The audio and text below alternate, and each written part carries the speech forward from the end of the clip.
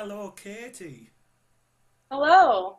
Hi, and welcome to this first series of video podcasts which I'm doing. You are my very first guest on here, so I've just popped my podcast cherry. Well, I'm really excited to be the first guest. That's a real honor, so thank you for having me. Thank you, thank you. Okay, so I've prepared a few questions, and the first one, just off the bat, is I mean, first of all, I just want to say that congratulations on such brilliant YouTube videos. Thank you. I really appreciate you've been a support to me really from the beginning, so I just really appreciate your encouragement there. It impacts my motivation and my inspiration to keep creating them, so thank you. You're very welcome. I am dying to ask though, have you had any sort of media training? I mean, what is your background? Because just looking at these videos, they're, they're absolutely excellent. They're really well presented, they're well lit. That you can tell that you actually know a little bit about editing, and they actually even, dare I say, have a little bit of production value to them. So how did you learn to do that? Thank you. I don't have any training. I ran a vintage handbag store online several years ago, and I would create videos for like promo videos or handbag giveaways, but I actually had someone else doing all the editing, and I would be on the video, but they would put it together. So, getting on the Sinclair method and feeling so passionate about it that I wanted to share it with everybody, that has actually kind of inspired me to learn how to make videos. So I'm surprised to hear you say that you think they're that well done because I'm just kind of like putting them together, and I'm glad they're coming off as quality production pieces. But no training, just a passion to kind of spread this message with anyone who wants to hear it about the Sinclair method. So been wanting to put them up on YouTube. Well, anyway, they're absolutely fantastic, and the camera loves you. I don't think the camera loves me so much. I think most camera lenses just crack when they look at me. But this is why I stick to being behind a keyboard most of the time. Anyway, thanks for that, Katie. Next question. And this is me being a little bit boring because I'm sure you've been asked this loads of times already. But how did you get onto the Sinclair method? What was the trajectory there? Thank you. I appreciate this question because people they do ask it, but it's not that common, and I always appreciate giving that thought because it just gives me kind of perspective from where I was to where I am now. So I came across the Sinclair method through Claudia Christian's TED Talk video on YouTube about her experience with it, and at that time, I had been, a pretty heavy drinker for the better part of a decade. And I would always kind of go in and out of it where I would get really into heavily drinking and just totally going for it. And then I'd pull back and realize, oh my gosh, this is destroying myself.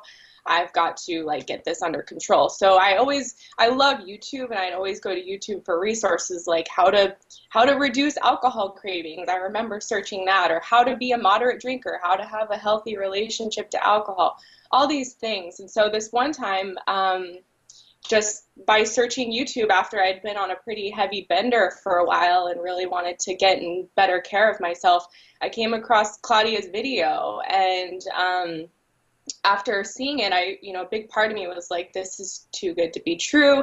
And so I wanted to continue to search and find other people who had experiences with it. And I realized there wasn't a lot of content out there on this method, even though it's been around for decades. So that kind of sparked me wanting to make these videos. I was like, if this works, I've got to, like, it's a duty of mine to make these videos and share it with the world because it feels like a miracle. So yeah, I found her video and it took me about a month or a month and a half to get the prescription, just kind of calling doctors, trying to find a doctor that would do it. Ended up finding one on the C3 Foundation website, who was amazing. And here we are now. So, I mean, just about the Sinclair method, how are you doing with it? I mean, how far have you been able to reduce your drinking? Have you reached your extinction point yet? How are you doing with it, Katie? Um, Things have been wonderful in a nutshell. So it's been 7 months almost. Actually, I think today is a 7 month anniversary, which is pretty awesome that we're having this interview today. Um, and so far, it's been great. So when I started, I was drinking 6 to 7 days a week, upwards of about 20 drinks a week, 15 to 20. And now I'm drinking about 1 day a week, and usually that consists of one glass of wine or one beer. And I'm getting to the point now because when I am drinking, it's not because I have a craving to necessarily. It's just part of my social interaction with friends. We live in an area where there's tons of wineries and wine tastings, and so it's definitely a social thing that I do with my friends. But I'm getting to the point now where I'm like, I can still go out wine tasting with them and not wine taste and just be with them. So it's kind of getting to this point where I'm really going within myself and understanding, do I really want to drink right now? But yeah, so it's reduced down from, as I said, 15 to 20 drinks a week down to about 1 day a week, which means I'm taking the naltrexone just about 1 day a week. And I don't believe I've reached an extinction point yet. And that might be a question I want to pose to you because, um, you know, I still am drinking, but I feel like if I had to give it up, I could without really any effort. Um, but yeah, it's been a lifesaver, and just the having the cravings removed from my mental state and like occupying all that space in my mind has changed my life. Like my life 7 months ago was totally different to what it is now, just because I feel like I've stepped more into my potential, like kind of getting this addiction of drinking out of the way. Um, but yeah, so long story short, it's been an awesome experience. I've really responded well. I'm thankful for that, and it's changed my life. Wow, wow, that's absolutely brilliant. I mean, it sounds as if that control has changed. You know that sort of power dynamic between the drink controlling you and you reaching a point where you're actually controlling the drink, and that's amazing. Katie, just going back to your YouTube videos, what's the plan with that? I mean, are you literally just journaling your journey with the Sinclair method up until the point of extinction, or are you going to stick around a little bit while longer, do you think? The reason why I ask, and actually this is a little bit of a selfish reason here, okay, it's just because these videos are so good and show so much talent that I personally would love for you to stick around. I'd like to see something like Katie's podcast show. That's what I would like to see. So, in any case, have you thought about it? What's your plan? Thank you, Gary. I don't really have a long-term plan. It's something I want to continue to do because I'm so passionate about this method and how much it has helped me and changed my life. And I want to share it as much as I can because the positive feedback I've received from viewers of my videos, it's just like been so heartwarming and touches me so much that my videos are inspiring them to try it, or giving them the opportunity to think about their drinking, and all these ways that it's impacting people is like it's astonishing to me, and it feels so good to, if I was able to help one person with these videos, I would keep doing it. So I don't have like a structured vision for a long-term plan, but I want to keep making them, even if for when I reach the extinction point, just to keep educating people and keep sharing my story. a big part of what's driving my story too, or my inspiration to keep making these, is just like the amount I've been able to step into my own strength and my own power as a human and what I have to contribute since starting this method has been just amazing for me to experience. So before, when I was drinking and alcohol was very much in control of my life, it was, I mean, it was directing my life. Everything revolved around it. I mean, I was still, I had a good job, I had family, friends, relationship, but alcohol was just this like driving force. And now that that's no longer there, I've received a promotion at work, I'm being challenged in ways I can't imagine, my health has improved, I've lost weight, like I've become this better version of myself, and I can only imagine that that's going to keep building and building because I don't have this weight of alcohol. So I love the idea of a podcast. Thank you for planting that seed in me. Maybe that's going to get me thinking more now.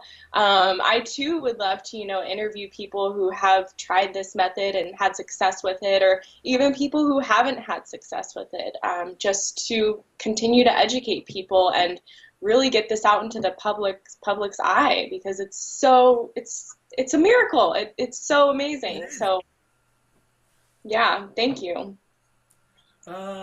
Okay, so right, yeah, you were talking about feedback which you've had from different people, and how popular your videos have proved to be, and I'm certainly a big fan and a subscriber. Um, you should pay me a damn commission for all the plugs I've been giving you on my blog. But just in seriousness, though, um, here's a question for you, and it's just regarding communication on the internet. Now, it seems as if there's a lot of miscommunication around the Sinclair method and a lot of confusion. I mean, for instance, a lot of people sort of seem to think that the Sinclair method is a lot like ant abuse. They seem to think that it's like something that makes you ill, and different things like that. And I'm just wondering what have you come across, in the way of any um, misinformation or misunderstandings. Yeah. Someone in my family has actually gotten on the Sinclair method in the past couple of months, and something that had happened with her was she went to her regular doctor, and the doctor was totally happy to prescribe it. She had no issue, but she told her to take it every single day. And then also wanted, like, even when she's not drinking, and then also wanted to get her into psychiatric help and all these things, which is great. But it really irked me when I heard that they were telling her to take it every single day, because the doctor might have a good intention behind that, but it's just wrong. And I know it's wrong, and I feel like there's going to be an opposite effect to it being helpful if you're taking it every single day. And yeah, I would say that that's the main thing, is the misprescription of how to take it. And I want to be careful because I'm not a doctor, but I've done tons of research, read the book The Cure for Alcoholism, and feel like I have a really good understanding of how this medication works. Exactly. Yeah, you had a copy. Such a good book. Oh my gosh. Yeah, I go back to it too. So yeah, I think that that's just a bummer that happens, because, yeah, it can make sense to take it every day. People might think that, but after having been on it for 7 months, you definitely don't want to take it every day, because this person I knew who had started it was taking it every day, and she started to notice the side effects, which they talk about in the book, which, like, she was feeling a bit down because, she was on this medication every day, and that's messing with the endorphin receptors in her brain. And so yeah, I would say that that's the big misconception. Brilliant. You've answered that really well. I mean, I think you've answered that much better than I could have answered it, actually. Because I did a podcast interview yesterday with a guy called John Sheldon from AA Beyond Belief. So it was actually me getting thrown the questions yesterday, and I think I sort of winged it with a couple of them. But talking about questions, I think you said that you have a few of your own for me. Yes, I do. Thank you for answering them for me. It's stuff I've been curious about since we met, Right. actually, or met over the internet. So, um, I know that you, or from what I understand, you say that you have reached your extinction point. So you're no longer drinking any alcohol and you prefer a cup of tea. And when I remember you told me that when I was first starting on the Sinclair method, and I was like, "That's like you can prefer a cup of tea over wine? Like what?" And like now I know what that feels like. Like yes, that's amazing. Um, but I'm just curious, has this impacted your social life or your interactions with friends or family when drinking is involved? And if so, how has it impacted it? And have you had any social pressure to drink? No, because what's actually happened is that in the few years since I've used the Sinclair method and become successfully abstinent through it, I've become a little bit of a weightlifting freak. I get into the gym 3 or 4 times a week, and I'm really quite obsessive about my routine with that, and I'm really quite in powerlifting. So a lot of people, when it comes to the fact that I'm teetotal, just sort of take it as oh well, Gary's a fitness freak, he's a weightlifting freak, so that's why he doesn't drink. So it's quite good to sort of have that alibi. God, I Yeah. hate that word, alibi. But no, I've had no pressure. None from my family, certainly. I think my family are very relieved that I'm not drinking now, because when I was drinking, it was quite bad, and there was quite a lot of conflict. And I couldn't go onto Facebook without starting a full scale war. Put it that way. It was like Facebook wars every night, and then I used to wake up from out of my blackouts thinking, "Oh my God, what have I written?" I used to come onto my PC shaking, because I would know that I'd actually typed something on my computer, but not being quite sure whether I actually really had typed it or whether it was a dream of some type. But many a time, I used to, as I say, come to my computer, look on Facebook or whatever, and just think, "Oh my God." So a lot of deleting going on. That, Yeah, like, man. no, I mean my family are really pleased with me, and especially so since my mum, um, quite tragically, was actually murdered 2 years ago. The fact that I've been able to stay sober has been a big relief to my family. Wow, that's really heavy. I cannot believe that. And I can imagine in the drinking time, like of course you would refer back to alcohol to kind of cope and numb yourself, but I have not experienced anything that tragic, and I'm so sorry for your loss, Gary. But it's amazing to be on this method because um, it's like you don't want to default to alcohol. You want to feel these emotions all the way through. At least that's been my experience, not to speak for you, but it's when stressful things come up or hard things, it's like I want to be clear and present and really be with this experience fully. I don't want to numb out anymore. And that's been such a gift of this method for me. Yeah, yeah. I mean, as I was going through the trial, going through that whole ordeal, and the media circus around that, because it was in all of the local newspapers, and it was in fact in the national newspapers as well. It was quite big news. It What you just said there about being present was very important to me at that time. But I am so grateful for the Sinclair method, because without the Sinclair method, it would have been Trigger City for me. I would have been absolutely white knuckling it, but I didn't have to, because I'd already gone through the process.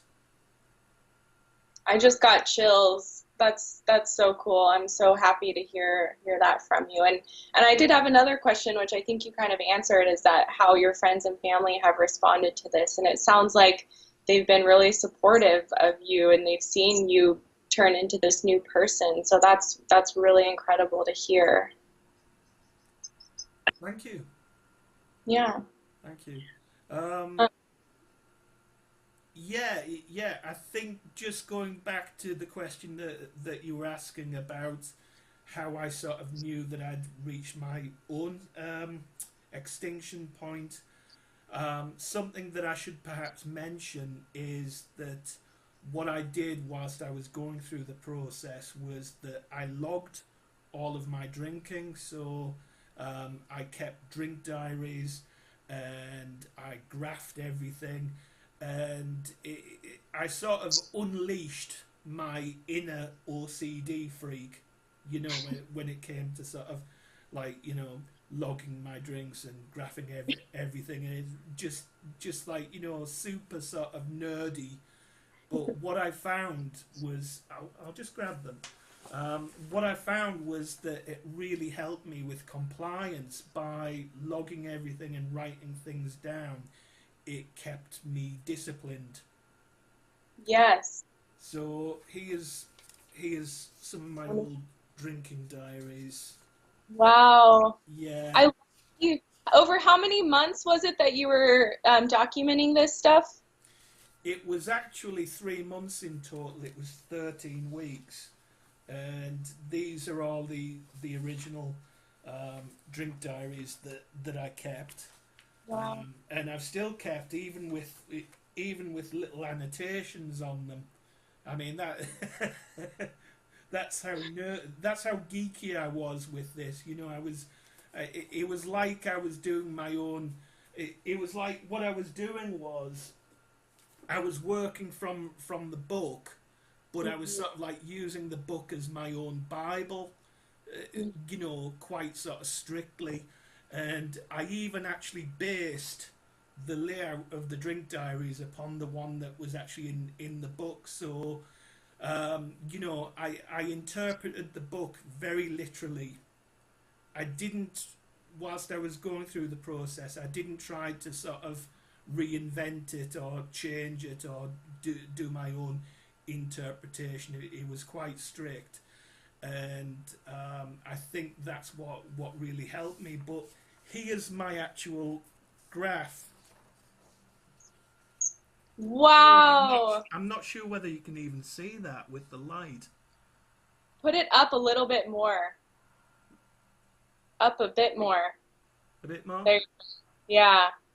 I remember looking at this on your blog when you and I first connected when I just started the Sinclair Method, and I remember like it being like this teetering downward, and then it just like dropped off. And you were a big kind of like inspiration and model for me because it had been several years since you had started the Sinclair Method, and I read your stories on your blog about what you were like in your alcoholic days, and to see you went from that to this essentially non-drinker, it was just like, wow, like this story is really incredible.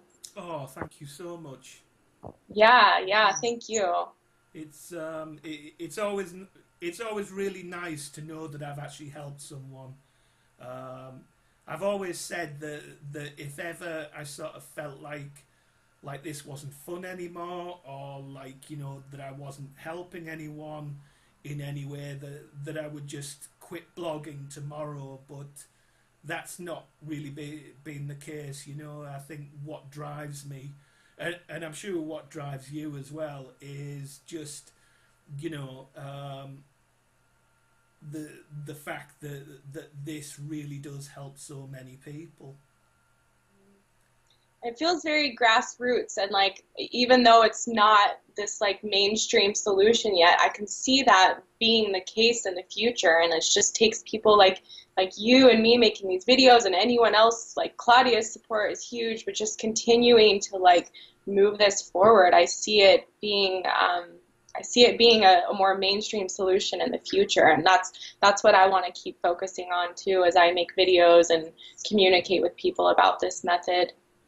Yeah, I mean, it's funny you should say that because this was just what I was talking to Claudia about the other night over Skype.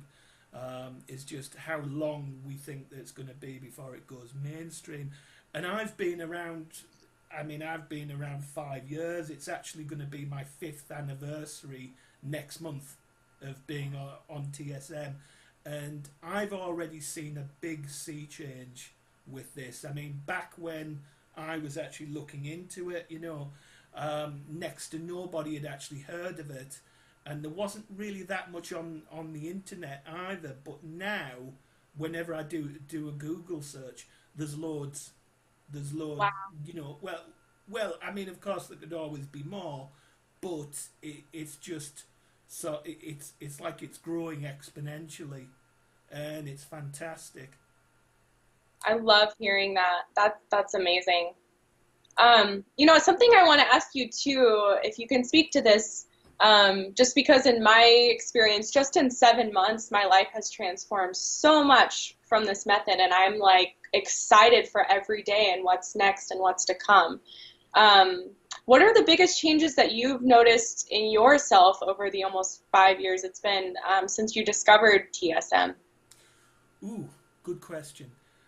I think the biggest change is the fact that my stress threshold has really improved in a big way.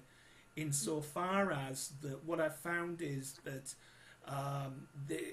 it's a bit like the bandwidth in my brain.